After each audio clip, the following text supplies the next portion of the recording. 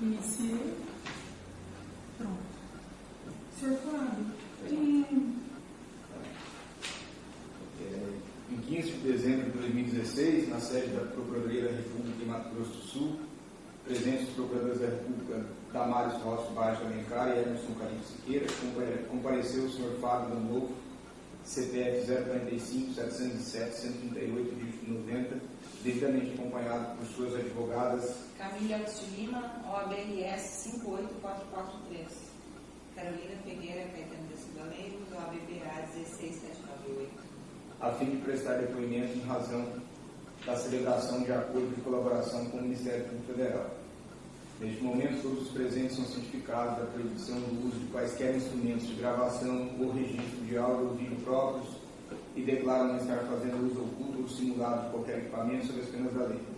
Observadas todas as cautelas de sigilo determinadas e atendendo aos ditames da Lei 2.850 de 2013, notadamente quanto ao exposto nos seus artigos 4º a 7º, pergunta ao Sr. Fábio. As advogadas agora presentes são suas defensoras legalmente constituídas ou nomeadas para lhe assistir neste ato? Sim. O senhor renuncia ao direito ao silêncio, reafirmando o compromisso legal de assistir e dizer a verdade? Sim. O senhor pretende colaborar de forma efetiva e voluntária com investigações e processos criminais nos termos firmados com o Ministério Público Federal? Pretendo.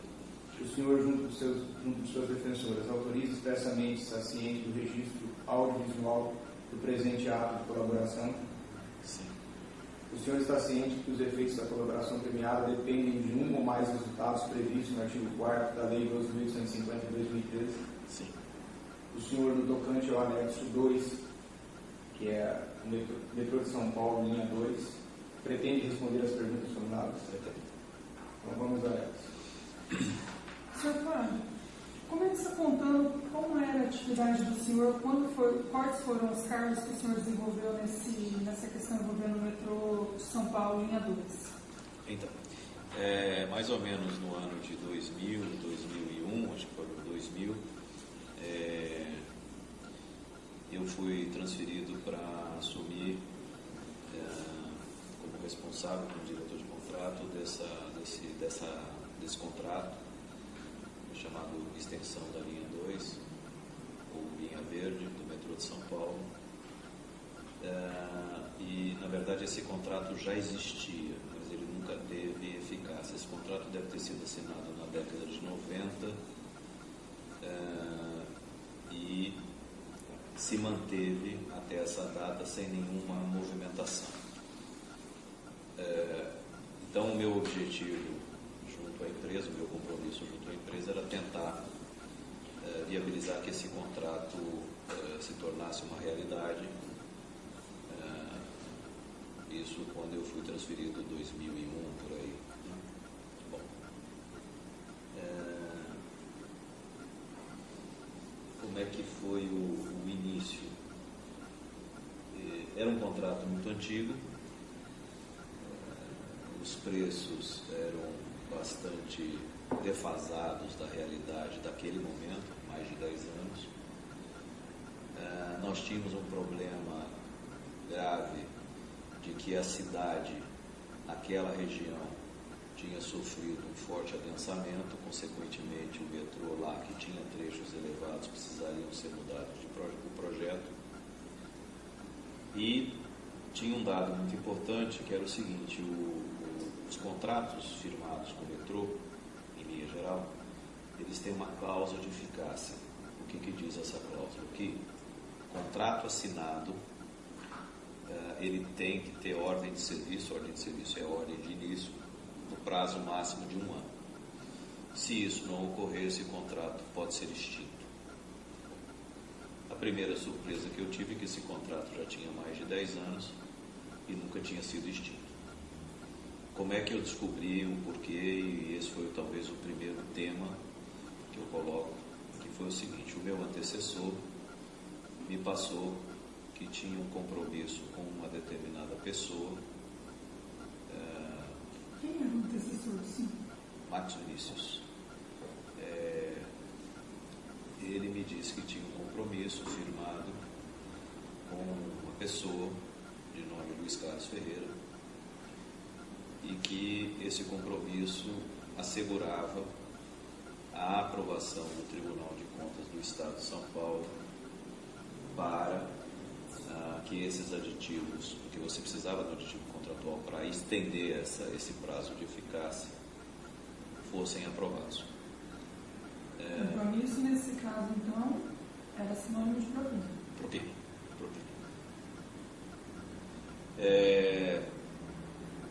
Esse compromisso que ele me passou, que seria da ordem de 0,9% do valor do contrato.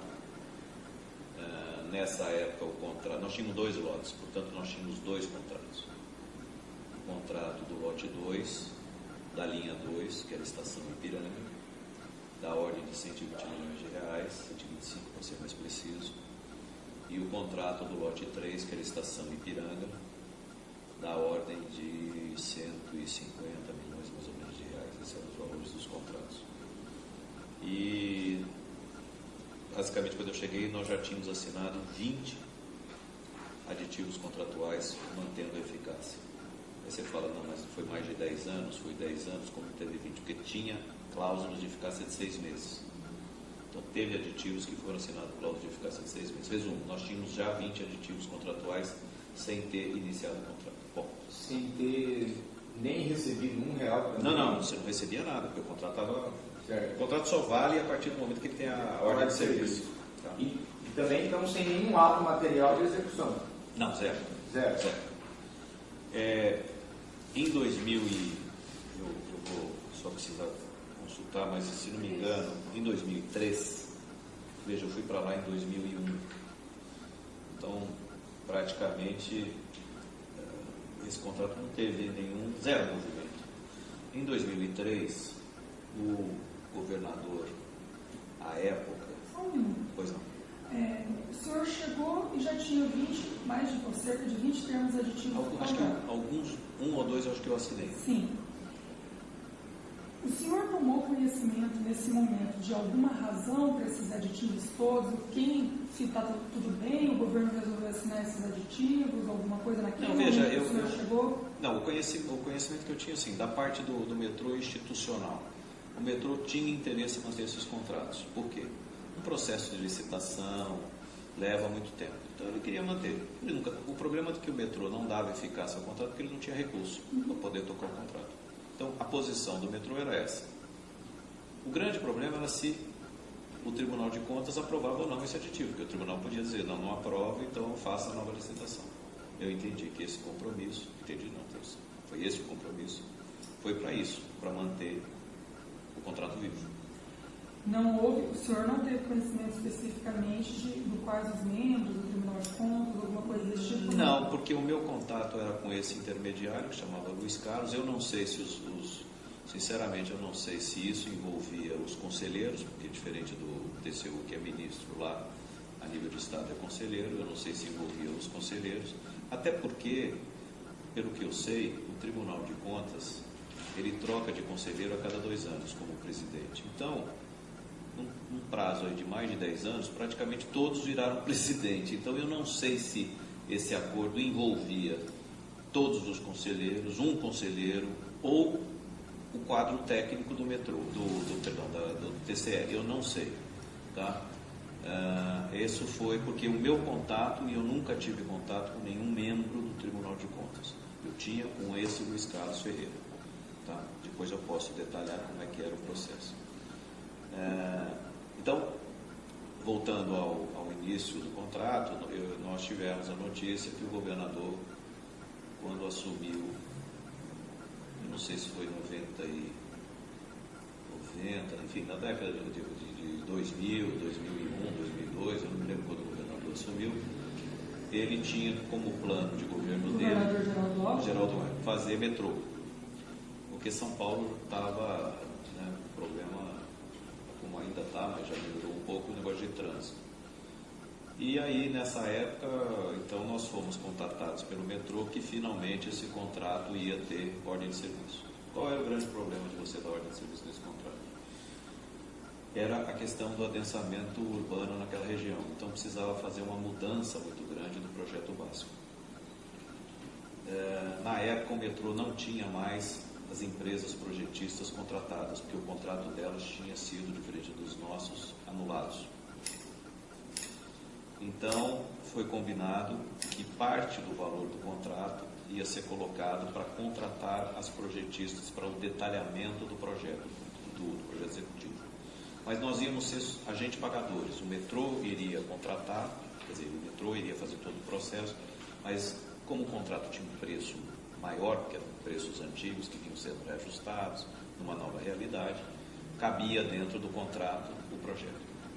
Então foi feito isso, esse ajuste, foi feito o ajuste de projeto, principalmente no lote 1, 2, que o lote 2 ele era praticamente todo elevado, ele passou a ser parte enterrada. Eu coloco isso no meu dado de colaboração, uma comparativa do que era e como ficou.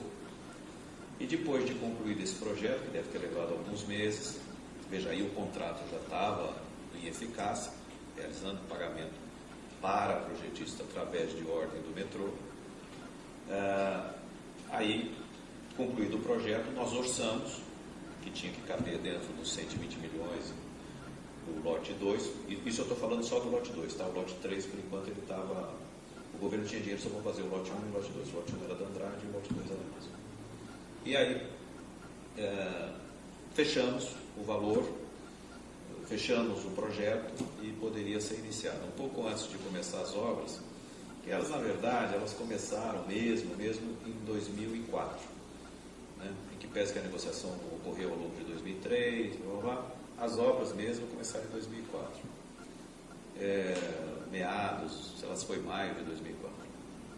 O presidente da época do metrô, que eu já tinha conhecido, eu conhecia ele, me convocou para uma reunião lá no gabinete dele. Na época o metrô já tinha sido transferido para o centro de São Paulo, foi já dentro daquele programa do governo de valorizar o centro que estava abandonado.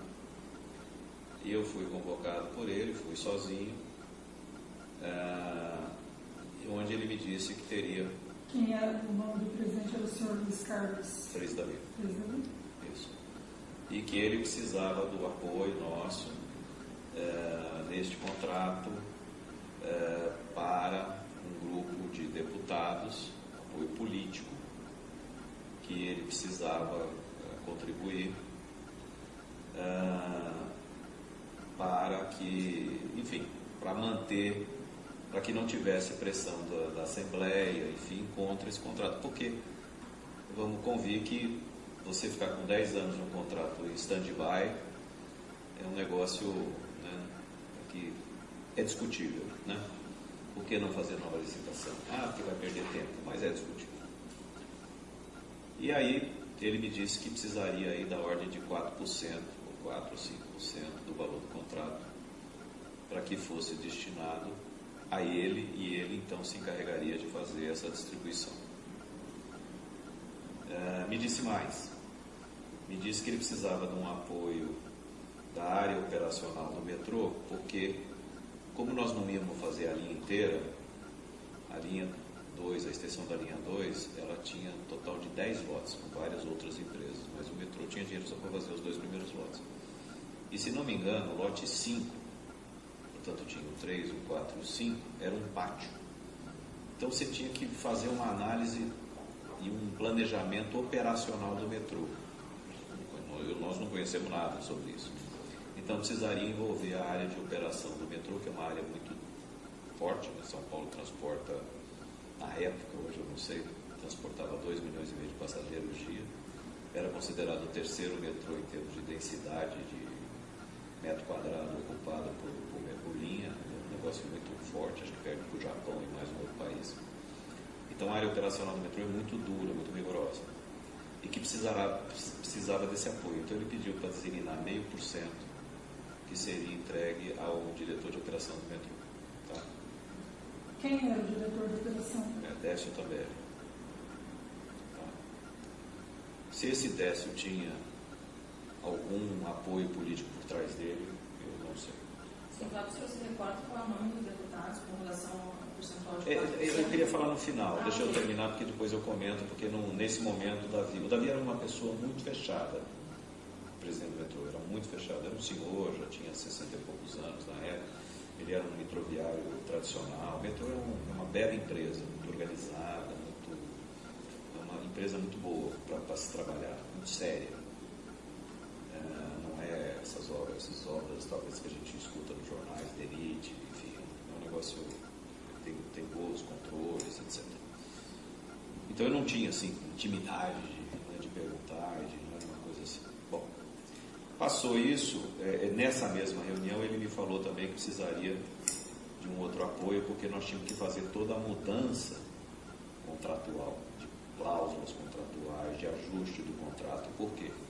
O contrato... Essa reunião foi onde? No gabinete dele. No gabinete dele. Lá no metrô de São Paulo, no centro. O endereço eu acho que eu pus aí, mas era no centro, um prédio. Boa Vista. Está até lá hoje. Hoje o metrô continua nesse mesmo endereço. E tinha também, precisava de um apoio aí de mais ou menos 0,5% do valor do contrato. Então o senhor foi chamado pelo senhor Luiz Carlos Davi para ir no gabinete dele, que ficava na Rua Boa Vista, para tratar desses assuntos. Desses assuntos. Certo. E essa reunião, não quer dizer que eu não tinha tido Outras reuniões, mas essa reunião, que deve ter ocorrido final de 13, por aí, imagino, foi para tratar deste assunto específico. Tá? E me disse desse 0,5%, porque esse funcionário era um funcionário de segundo escalão, vamos dizer assim, dentro do metrô, era um gerente, não era mas que ia cuidar da parte de todo esse ajuste contratual, porque você tinha mudado o projeto, você tinha mudado o prazo, você tinha mudado o preço para baixo, você tinha que fazer um realinhamento de preço, tem o tal do fator K, que você ajusta o preço para baixo, através de pesquisas de preço no mercado. Houve uma redução do preço, porque os preços eram antigos, eram preços muito altos. Então houve um trabalho muito grande, e tudo isso passava pelo setor de contratação do metrô. Bom, eu saí da reunião. O nome desse funcionário? Sérgio Brasil. Sérgio Brasil. Eu saí dessa reunião e, não sei se no mesmo dia ou no dia seguinte, eu fui conversar com nessa época o Benedito Júnior não era presidente, ele era diretor superintendente, ele cuidava de sul-sudeste. Eu não acredito que tenha sido no mesmo dia, porque o Júnior, desde essa época, ele ocupava o escritório no Rio de Janeiro, mas às vezes ele ia a São Paulo. Ele tinha uma sala em São Paulo, no escritório do Odebrecht em São Paulo, e fui falar com ele. Esse contrato também era CBPO. E falei para ele, olha, tem um pedido do presidente, que vai envolver parte política, não me disse o quê, tem 2 compromissos menores, que são mais para ele ter um apoio operacional de viabilizar isso, e queria saber. Aí ele me falou, cabe no contrato? Eu acho que eu tinha até mandado, se não me engano, um e-mail para ele explicando mais ou menos o que era, o que a gente esperava de rentabilidade do contrato, que podia pagar isso, que ele estaria dentro de uma rentabilidade prevista. E ele falou, olha, cabe. Agora, o nosso medo é não pagar e perder o contrato. Então, vamos falar em contrapartida. Era isso, a gente tinha uma preocupação, porque esse contrato ele ficou durante esses 10 anos muito em cima de uma corda bamba, sabe? Vai sair, não vai. O Mário Covas, por exemplo, governador de São Paulo na época, que foi antecedeu o governador Geraldo, ele na época ele era favorável a rescindir o contrato, fazer nova licitação, mas só não fez também porque não tinha recursos. São Paulo, nesse momento, quando o Covas assumiu o governo, estava muito ruim a questão financeira, estava parecendo o Brasil de hoje, sabe? Não tinha dinheiro. Então, enfim, foi isso. Aí o Júnior, beleza, eu acho que vale a pena, eu topo, e comunicou a Marcelo, né, através de e-mail, eles se comunicavam por e-mail, e o Marcelo aprovou esses pagamentos. Eu voltei ao presidente e falei, ok, pode considerar aprovado, assim que sair. Aí trabalhamos muito nessa viabilização do contrato, a parte de projeto, a parte de...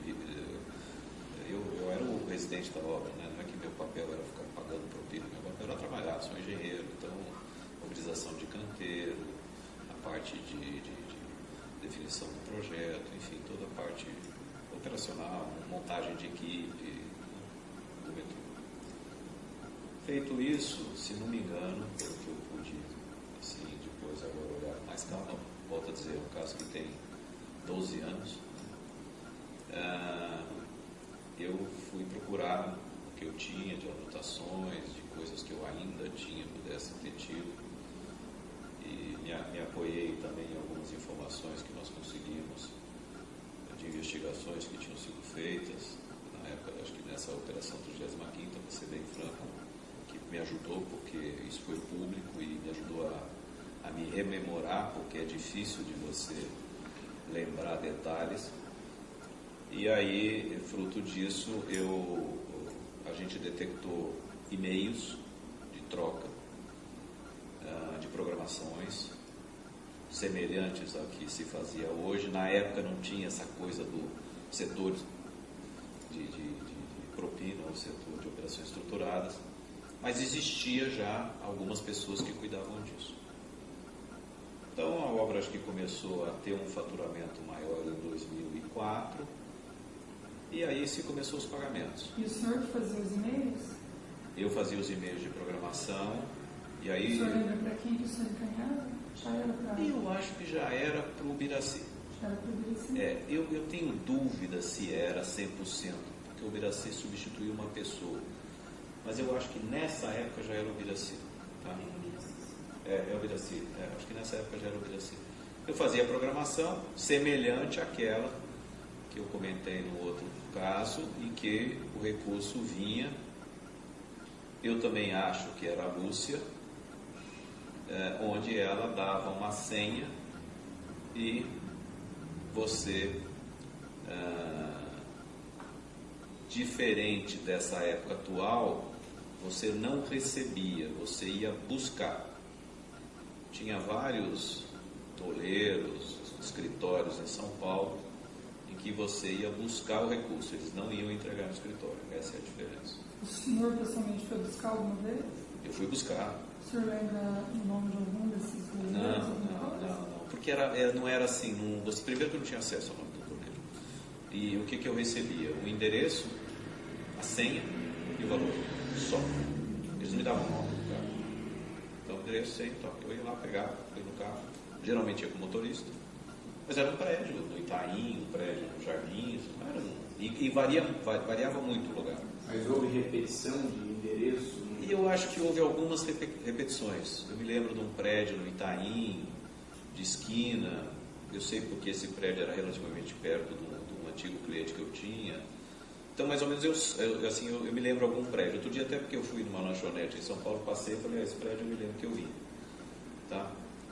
Eu posso identificar esse prédio. Eu não identifiquei nesse dado, mas eu acho que tem pouca eficácia na investigação, porque provavelmente o cara alugava com outro nome, faz 12 anos, eu não sei, mas se precisar eu arrumo um endereço. Depois que o senhor pegava o dinheiro? Bom, então depois que eu fazia... Nessas idas lá para pegar o dinheiro, era sempre sozinho? Com motorista. Eu tinha um motorista que chamava Valdinei. Mas o Valdinei não sabia que eu ia pegar dinheiro, né? Ele sabia que eu ia pegar alguma coisa. Valdenir, eu não falava, Valdinei era o... E aí a coisa vinha envelope fechado? Mesma coisa. Aquele plástico... Eu não sei se era o plástico, eu acho que era eu acho que não era o plástico não, eu acho que era um papel daquele, sabe papel amarelo, não veio, né? Quase da cor dessa mesa, né? Pardo. Fechado. Assim, embalhadinho e tal, era isso. E eu pegava esse dinheiro e, vamos lá, no caso do Davi, eu levei algumas vezes na casa dele. A casa dele era numa avenida, uma rua que chama Cristiano Viana, na travessa da Avenida Rebouças. O Davi morava sozinho, ele era casado, mas ele morava só. Por quê? Porque ele tinha, na época, se não me engano, ele tinha uma pousada simples no litoral de São Paulo, e que a esposa dele cuidava. Então a esposa dele ficava lá, e ele só ia final de semana para a pousada. Então eu entrava no apartamento dele e entregava. Ele fez, passado um tempo dessas entregas, Eu acho que não foram mais do que 5, 6 entregas, eu vou explicar por quê, porque depois houve uma mudança na forma. Ele sempre me comentou que ele não ganhava nada, que ele recebia esse dinheiro e passava para esse apoio político. Então, apoio político. Ele comentou, e eu não posso afirmar 100%, mas comentário dele, que tinha um deputado estadual, não quer dizer que pudesse ter mais, e tinha um deputado federal que eu entendi que ele tinha uma proximidade pessoal com essa pessoa. O deputado estadual que ele comentou chama Rodrigo Garcia, e o deputado federal, que ele sempre me falava muito bem desse cara, gostava, uma pessoa que ajudava muito, que era o tal de Madeira. Tá? Eu cito isso no meu depoimento. Não me lembro dele ter citado algum outro, mas não posso afirmar que não tivesse envolvimento com outros deputados. O que mudou? Bom, vamos falar dos outros dois. O Brasil, ou o brasileiro, que é o codinome que está aí, eu já não ia no metrô entregar para ele, não. Geralmente eu me encontrava com ele em alguns restaurantes em São Paulo. Geralmente almoço, nunca me lembro de ter saído para jantar com ele. E esses almoços ocorreram em alguns restaurantes. Eu pude, assim, lembrar de 3 restaurantes que a gente ia, um chamava Amadeus, que talvez a gente ia bastante. Esse restaurante ficava no Jardins, na esquina da Jaú com a Dalquerô. Esse restaurante existe até hoje. E a gente ia muito lá almoçar, e aí eu aproveitava para entregar. Os valores eram menores, porque como era 0,5%, então eram valores da ordem de 30 mil, 20 mil, 40 mil, não eram valores assim, de grande volume. O senhor lembra se entregando conforme ia recebendo o pagamento do contrato? No caso, tanto do Brasil como do brasileiro, como do tal do Bragança, que é o outro, era praticamente, recebia, dava um tempo, programava e entregava. No caso do Brasil, que eu chamei ele de Davi Estrela, porque era Davi, né? Eu chamei porque não era um pagamento assim, sempre mensal. O que me dava a entender que realmente ele dava para terceiros. Porque muitas vezes ele falava assim: Fábio, dá uma segurada, não preciso agora, me dá daqui 3 meses, junta. Então acumulava e eu pedia. Entendeu? Não era uma coisa tão regular. E importante dizer o seguinte: em que pese que a gente tinha uma aprovação de 4%, mais meio, eu acho que o meio e o meio ocorreu 100%. O 4% não ocorreu o valor cheio, porque não era assim uma coisa, era muito função da necessidade de campanha. Então aconteceu mais em 2004, 2006. 2005 eu procurei e não vi quase nenhum pagamento. Então o que me leva a crer que realmente era vinculado ao apoio político do governo. Pronto. Então, é um dado. Por que eu parei de ir na casa do Davi, ou por que eu parei de almoçar e entregar? A empresa também ficou muito preocupada com esse movimento de dinheiro, de a gente pegar dinheiro num lugar e levar para outro, né? É um risco grande, valores significativos às vezes. Então ela mudou o sistema e passou a ter uma forma que foi o seguinte: eles não mais permitiam que nós fôssemos buscar no doleiro, e que só a pessoa que ia receber que poderia buscar. Então vamos lá. Eu acho que o Davi, ele não ia buscar, porque ele era uma pessoa conhecida dentro do governo. Então acho que ele não se sentiu seguro e à vontade para isso. Eu soube que ele definiu uma pessoa, eu não sei quem é, mas ele escolheu uma pessoa para fazer esse. Então, como é que funcionava? Quando a Lúcia ligava e dava a senha e o valor, eu passava para ele. Por e-mail? Não, eu passava por motoboy. Eu punha no envelope, porque eu ficava com medo, né? Nessa época já existia grampo, já existia esse tipo de coisa. Então eu punha no envelopinho, mandava para o motoboy, ele ia entregar lá no centro, ele pegava, e aí ele se virava. Então, e os outros dois também. Só que eu acho que os outros dois iam pessoalmente, mas também não sei, porque eu não. Aí parei de ir. O Sérgio Brasil e o Décio, o senhor acha que não pessoalmente? Isso, tá? Então, basicamente foi isso. Eu fiquei nesse contrato em que pese... depois, isso eu estou falando do lote 2. No meio do lote 2, quando o lote 2 estava na metade, eu acho que a situação financeira do Estado melhorou e nós demos início ao lote 3. Mas o tratamento foi o mesmo. A única diferença é que você tinha ingresso do lote 2 mais ingresso do lote 3. A diferença é essa. Mas os pagamentos foram feitos. Volto a dizer, os meios sempre, geralmente, assim que pagava, assim que a gente recebia, a gente pagava, e no caso do Estrela, ou do caso do Albi, não era meio que esporádico, juntava e tal. Então, de novo, ocorreu principalmente o lote 3 em 2006, ano eleitoral, tá? Isso foi o que ocorreu. Então, a contrapartida foi que a gente teve o contrato válido, a contrapartida foi que nós tivemos a possibilidade de tocar o contrato. Recebimento integral também dos valores previstos. Recebimento integral foi um contrato que nós nunca tivemos atraso de pagamento, pagaram a gente regularmente, nunca me lembro que nessa época o Estado, né, atrasava, né? Nunca tivemos, eu estava até agora reparando, levantando aí os pagamentos que nós tivemos, foram muito pontuais, enfim, foi um bom contrato, valeu a pena, sob o aspecto econômico e comercial. Evidentemente que hoje não vale a pena pelo aspecto penal. Então, para o senhor Luiz Carlos, no começo o senhor foi algumas vezes... Sim, o Luiz Carlos, desculpa, eu não comentei. O Luiz Carlos não tinha nada a ver com o metrô, ele não se comunicava com o metrô, pelo que eu sei, mas eu ia lá. Só para deixar claro, porque tem dois Luiz Carlos aqui. Não, era Luiz Carlos Ferreira. Certo. Luiz Carlos Ferreira, que, se não me engano, o codinome que a gente deu era corintiano. Tá? Era corintiano. E qual era, para que eram passados os valores dele? Qual era a função dele? Não, o Luiz Carlos não era nada, não tinha cargo público. Ele era eu acho que um intermediário. Ele devia conhecer pessoas no Tribunal de Contas. Sim. Dos aditivos. Né? Eu não sei o que ele... O que eu sei é o seguinte, eu entregava para ele em 2 lugares. O Luiz Carlos acho que nunca foi pegado. Ele se recusava em pegar. Ele não pegava. Então o Luiz Carlos, até porque foram poucos pagamentos, foram 5 mais 5. 5 do primeiro lote e 5 do segundo lote.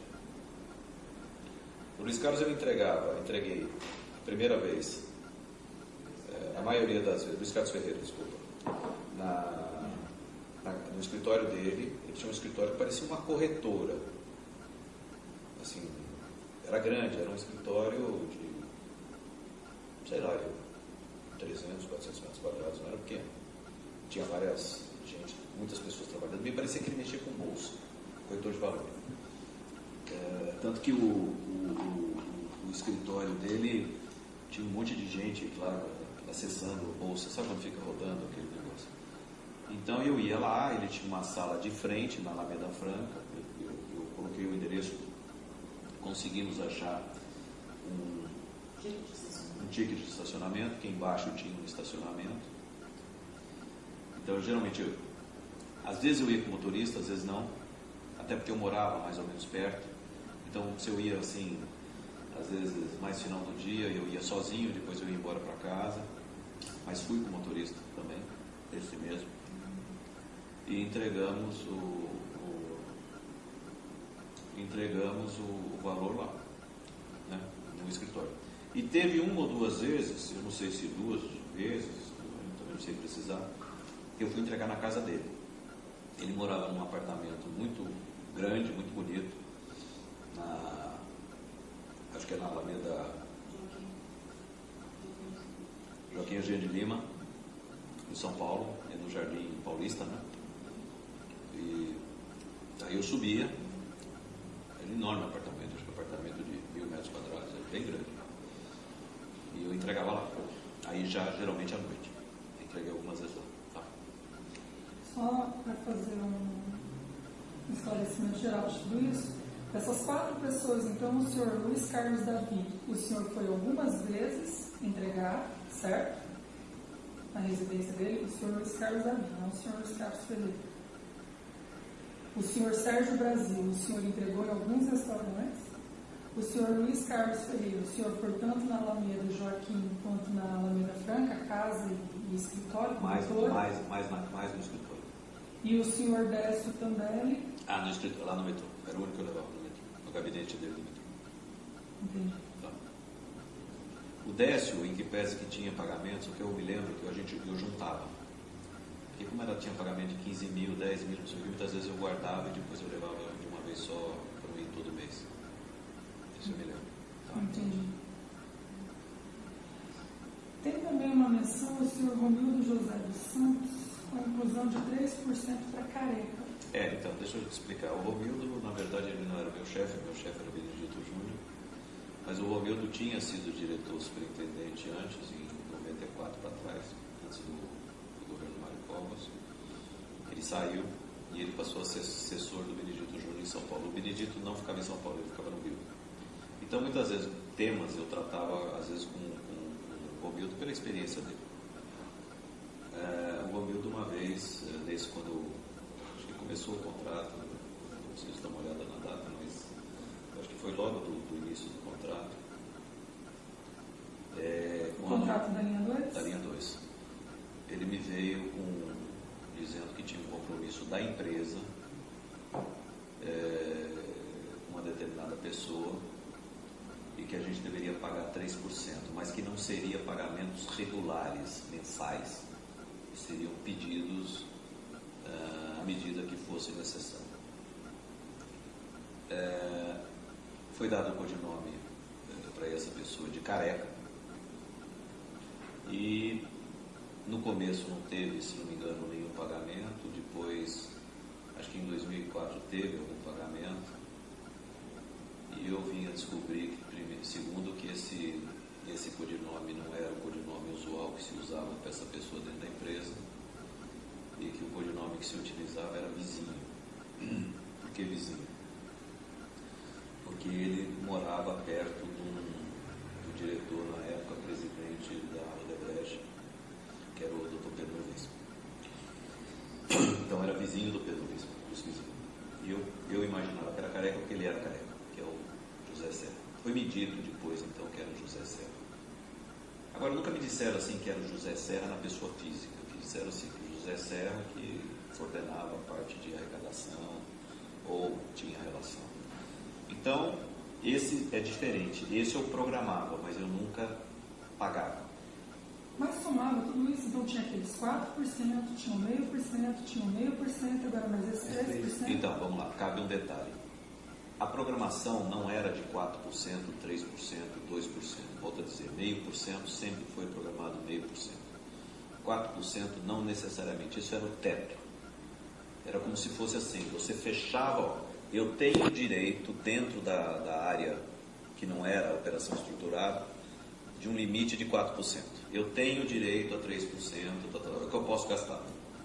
Mas, no caso dos 3%, como não era eu que determinava quanto, eles me pediam, eu só programava. Então, por exemplo, agora esse ano eu preciso de 5 parcelas de 500 mil. Eu programava. E esse dinheiro era entregue, eu não sei a quem.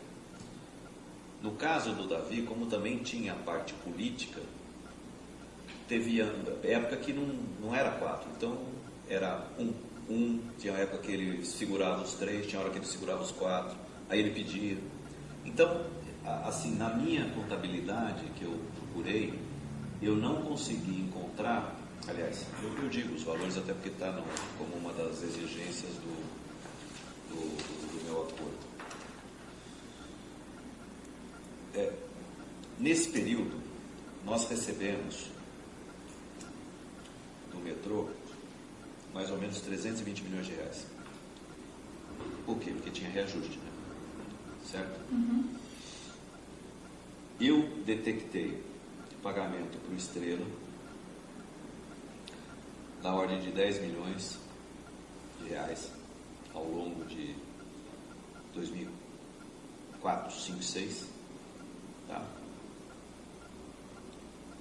Eu detectei, tanto para o brasileiro como para o Bragança, pagamentos na ordem de cada um 1,5 milhão, 1.460.000, 1.510.000. Esse corintiano era 0,9% do valor do contrato original, sempre pago em 5 vezes a partir do início. Então eu detectei 2 pacotes de 5 parcelas que totalizam 2.754.000, que bate com esse número. O vizinho, eu consegui detectar só 4.670.000. Aí você vai perguntar, mas 250 a 3% daria 7,5 milhões, mas eu detectei 4.670. Agora tem um detalhe, eu saí do contrato em 2006. O contrato do lote 3, o do lote 2 terminou quando eu estava lá. O do lote 3 ele se estendeu. Eu não sei se foi pago depois, tá? Mais coisa. Então, os valores que eu detectei são esses, valores absolutos. Então não bate muito por cento o percentual. O percentual era uma referência de teto, tá? Para eu poder acompanhar o saldo. Eu sabia quanto tinha de saldo. Fábio, embora isso até sirva para o outro, mas só para a gente assim, um grau de compreensão. Quando chegavam os pedidos, ou enfim, aprovavam os contratos, aí lá o beneficiário vinha com o pedido, era do Benedito, era do Marcelo, como é que era dentro da empresa, assim, isso aí pode ir lá para o setor lá de Não, nessa época o Marcelo não era como é hoje, não era o CEO, ele era o presidente da construtora, ele era o júnior hoje, há poucos meses quando ele saiu. Então funcionava assim. Como é que era a aprovação? Apesar de eu falar verbalmente com o Benedito, né, que eu tratava com ele diretamente, mas geralmente ele falava assim, não, me mande um e-mail. Então eu mandava um e-mail para ele pegava esse e-mail, passava para o Marcelo, quer dizer, ele aprovava, ele dava o primeiro aprovação. Ele passava para o Marcelo, que dava a segunda aprovação. Por que eu sei disso? Porque o Marcelo, quando devolvia para o Júnior, ele me copiava no e-mail.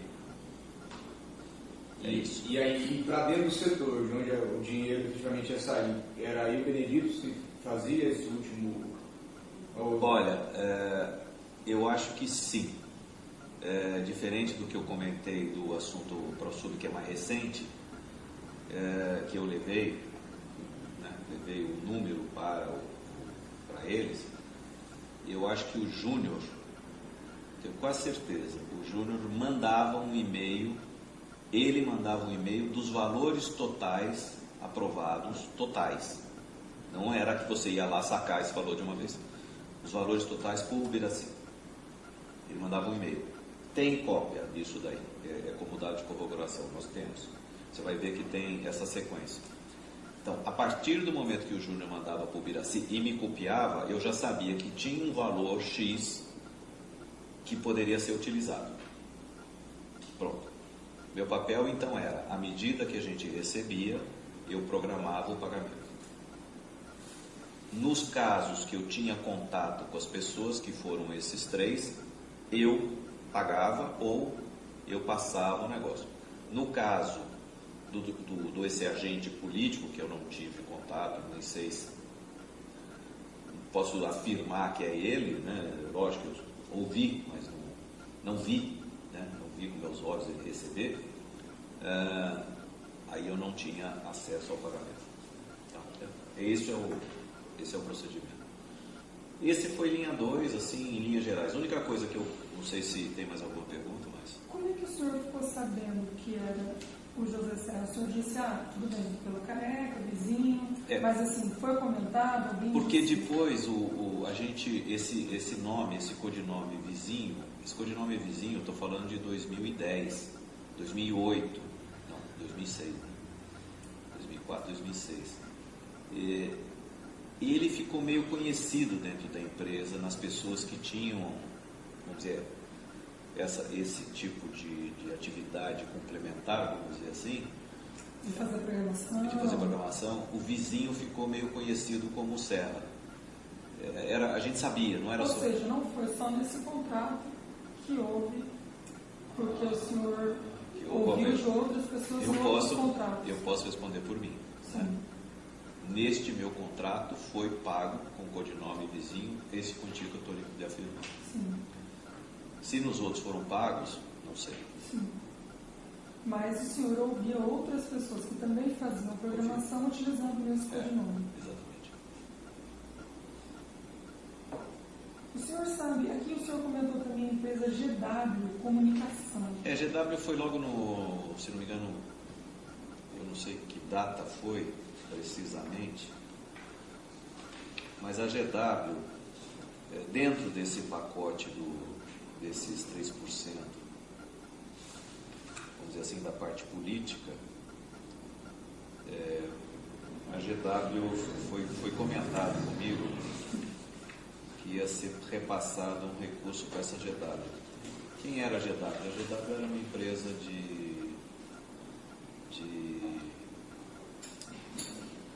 tipo do igual do Duda Mendonça, publicidade, que fazia campanha política, geralmente para a área do PSDB. E depois o senhor acompanhou esse contrato até 2007, não foi isso? Que o senhor teria ficado dentro nessa função, depois o senhor teria saído da função? Não. Aí tem um detalhe que eu acho que é importante comentar.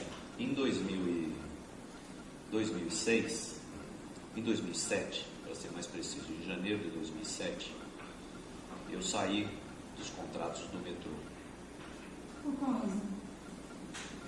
Teve um acidente no contrato. Bom, então deixa eu fazer um paralelo. Esse contrato do lote 2 era o contrato do contrato do metrô, o contrato que era só o Odebrecht e tal, não era consórcio, eu cuidava deles, etc. Mas durante um período de 3 anos eu acumulei também com o contrato da linha 4 do metrô de São Paulo, que era um contrato completamente diferente, foi uma disputa, foi uma licitação muito apertada, participaram 13 lotes, 13 consórcios, licitação internacional, Banco Mundial, foi um inferno, e nós ganhamos com preço muito baixo. Então eu tinha 2 atividades, vamos dizer assim. O principal era a questão do lote 2, que era só o Odebrecht, mas eu liderava um consórcio do contrato 4. Em janeiro de 2007, nós tivemos um acidente que saiu nos jornais, tudo, que foi um acidente grave na linha 4, na estação Pinheiros, e que infelizmente faleceram 7 pessoas. Houve um desmoronamento. E isso realmente, para quem trabalha em obra, é que nem médico quando mata não, ou quando tem um paciente que morre. Acabou comigo, eu fiquei realmente muito... Porque era um contrato que a gente investia muito em segurança, em qualidade. É que sai no jornal muito negativo, mas o contrato era muito cuidado, sabe? E realmente me abateu muito. Eu fiquei muito mal, fiquei muito inseguro em relação à obra urbana, enterrada. É muito difícil fazer obra urbana. Obra urbana, ela só fica boa quando termina. Só que quando termina você vai embora, então as pessoas só vão gostar de você quando termina. Mas durante a execução você é o demo, porque você atrapalha, você gera trânsito, você bagunça, você faz barulho. Então é incrível, ligam para tua casa, descobre seu telefone, te xingam. Tá tendo barulho aqui, aí você tem que... É muito difícil. Então eu já tinha uma tensão muito grande de obra urbana, aí teve um acidente e realmente eu me desgastei muito. E aí conversando com a empresa falou, acho que está na hora de você ir embora para o exterior para dar uma relaxada. E aí eu fui transferido para o Equador.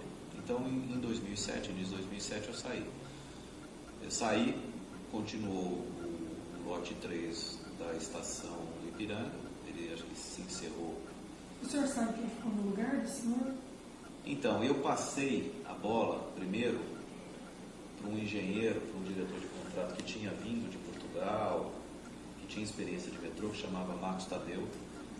Mas eu soube depois que ele ficou 2, 3 meses, ele não aguentou o tranco. Literalmente não aguentou, porque era muito pesado. E ficaram 2, 3 meses. E depois do Marcos Tadeu, não fui eu que passei, mas foi o Marcos Tadeu que passou para ele, porque eu já estava fora, foi o Márcio Peregrino. Mas isso tudo ocorreu no primeiro semestre de 2007. Então, de 2007 eu me desliguei completamente. Eu fiz tratamento psiquiátrico, saí meio do circuito, realmente eu estava bastante afetado. Fui para o Equador em 2007. Então, é isso. O senhor gostaria de ter algum acréscimo ou consideração? Olha, eu fiz até um outro dia, como a gente lê o documento e tem que estar sendo, né, 100% tentando falar e lembrar, né? Eu estou falando de coisa de 10, 12 anos, não é coisa mais recente. Eu toquei a obra da linha 4 em paralelo, né? De um período, evidentemente, que era completamente diferente, era um consórcio, 5 empresas, na verdade 7 empresas, tinha outras empresas da área eletromecânica, enfim, era um contrato bastante grande. E, teoricamente, os atores, portanto, do lado de lá eram os mesmos, né? Era o mesmo presidente do metrô, o cliente era o mesmo. Mas esse contrato ele foi ganho com um preço muito, muito baixo. Foi uma estratégia comercial, porque as empresas brasileiras, nós, não queríamos perder, porque estava tendo uma pressão muito grande para a entrada das empresas espanholas. Bom, ganhamos o contrato, esse contrato teve um atraso muito grande, que tinha problemas de apropriação, levou um tempão para começar. Ele praticamente começou em 2006, e quando começou nós tínhamos esse contrato previa que a gente comprasse 2 tuneladoras, 2 shields, um tatuzão. Eram 13 quilômetros, um contrato inteiro, né? Não era por preço unitário, era por preço global. Era completamente diferente do que a gente sempre trabalhou. Era um contrato padrão FDIC, FDIC é contrato do Banco Mundial. Função dos atrasos das apropriações, nós achamos melhor mudar a metodologia do lote 2. Eram 3 lotes, nós tínhamos ganho 2 lotes, a Camargo Andrade e a Siemens tinham ganho o lote 3. Ocorreram 2 fatos. No meio do caminho, a Camargo Andrade pediu para entrar no consórcio. Isso daí eles conseguiram a aprovação junto à empresa, o metrô, fomos nós. Na verdade, nós fundimos, vamos dizer assim, foi mantido os contratos, os lotes, mas nós passamos a ter um consórcio, porque nós éramos originalmente só 3 empresas. Nós éramos líderes, OAS e Queiroz. E aí passamos a ser 5, integramos. Nós entramos no lote 3 e eles entraram no lote 2. Esse teve o reconsorciamento. Só um fato importante. Mas, então decidimos estudar tecnicamente e achamos melhor que no lote 2 a gente devia mudar a metodologia de shield, portanto não comprar o shield e passar pela metodologia do que a gente chama de NAPM, que é o método austríaco de escavação de túnel. E fizemos todo um trabalho, o contrato era preço fechado, para você ter uma ideia, a linha 4 ele entrega o papel, o valor. Eu vou construir esse metrô por X, tá? Por X, não tinha preço unidade. É o padrão banco. Aí, nós detectamos que essa mudança de método ia custar mais caro, que é um método mais manual. Você escava com gente dentro, com equipamento, então não é outro, é um X. Não. Então, preparamos entre aspas, uma mudança de metodologia, um projeto, e, consequentemente, pedimos para o metrô que isso iria custar 100 milhões a mais, 100 e poucos milhões a mais de reais para o metrô por conta da metodologia, cuja mudança de metodologia foi provocada pelo atraso de desapropriação, que era a responsabilidade do metrô. Tivemos uma reunião no conselho das empresas, eu participei, e aí, evidentemente, os mesmos atores falaram, vamos fazer uma proposta, sugerir uma proposta de que se o metrô nos pagasse até para recuperar, porque essa obra estava dando prejuízo, e esse valor a gente iria poder negociar alguma coisa. E fui eu, então... Quando foi isso? Essa reunião? Deve ter sido 2006. 2006. E aí nessa reunião estariam o senhor E o Davi. Só. Eu e o Davi. A sua empresa, ela ficou também como líder nessa? Ela era ali. Aí eu fui lá conversar, né? Quando eu cheguei lá, o presidente falou assim, ele nem me deu chance, ele falou, olha, de fazer proposta, porque ele falou, olha, aqui eu não vou conseguir aprovar tecnicamente, eu aprovo a mudança do método, mas eu não aprovo o valor adicional, porque o contrato era de turnkey. preço é cheio. E se vocês insistirem, vocês então utilizam o mecanismo do contrato, que é a arbitragem. Uma arbitragem internacional. Você podia entrar, esse contrato ele tinha arbitragem por ser um contrato internacional, diferente dos contratos padrões, quando não tem financiamento internacional. E aí ele me puxou, né? Eu falei, putz, agora vamos ter que brigar. E aí, de fato, entramos. Na verdade, antes da arbitragem, você tem um comitê que chama de IRB, que é um termo lá do Banco Mundial, que é uma junta de litígio. Eu fui o responsável pela entrada nisso, como líder do consórcio, e depois saí. Soube, futuro, tempos depois, que nós recebemos na arbitragem, nós ganhamos a arbitragem internacional. Não sei se foi pago alguma coisa. Na minha época não foi pago, fiz o levantamento, olhei aqueles áudios de ponta a ponta, não foi pago, mas tinha essa intenção. Pode ter sido feito algum pagamento menor na parte de obra, coisinha assim desses 15, 20 mil? Pode, eu não me lembro, eu procurei levantar, não achei nada. Mas acho que é um registro, porque foram contratos, que pese que não é linha 2, mas eles foram tocados simultâneos. Tá? Esse contrato ele foi encerrado em 2010, demorou muito. Só essa observação que eu queria fazer. Doutores, algumas... Aproveitando essa complementação que ele está fazendo, você recorda de que ele foi encaminhado umas correspondências referindo o codinome Quarteirão. Quarteirão nós achamos aí no Drauzio um valor de 50 mil reais com o codinome Quarteirão. Programado por mim, o que é pior. O senhor não se recorda? E eu não recordo, olha. Tenho a mínima ideia, tentei procurar. E o valor seria esse de 50 mil? Eu não sei se é 50 ou 2 de 50. Eu achei.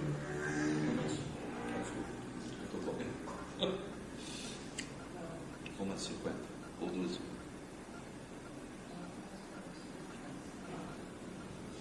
Feitas as considerações, então, pelos advogados e pelo senhor Fábio Grandolfo, nós encerramos essa segunda gravação referente ao termo de declaração dos dois. Os outros dois são curtinhos.